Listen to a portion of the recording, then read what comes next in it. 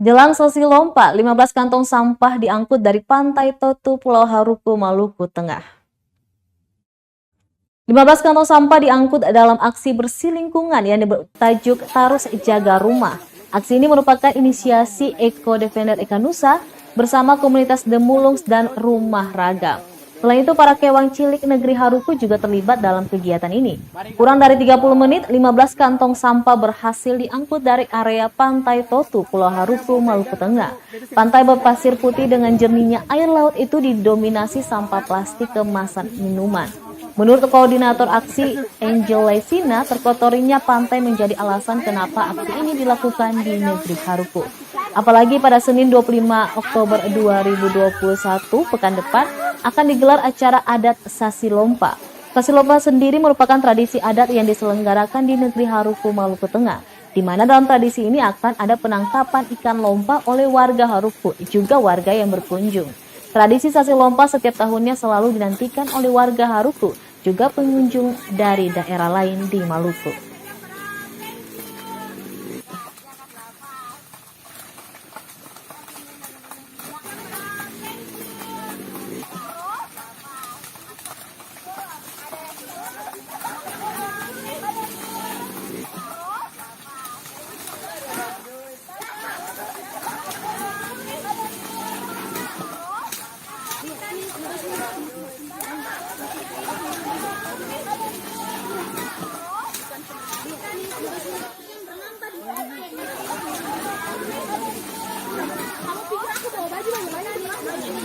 Tarus Jaga Rumah itu sendiri bagian dari Ekanusa, Katong Eco Defender, Katong Protek Lingkungan, Katong Pendidikan.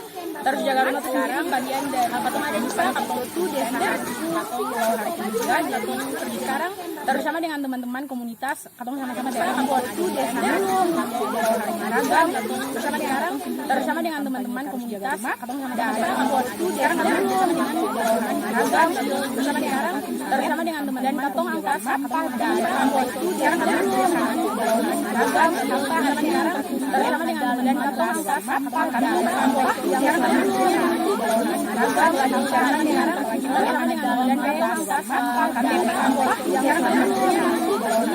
Kenapa harus di sini aksinya? Kenapa harus di sini aksinya? Kenapa harus di sini aksinya? Kenapa harus di sini aksinya? Kenapa harus di sini aksinya?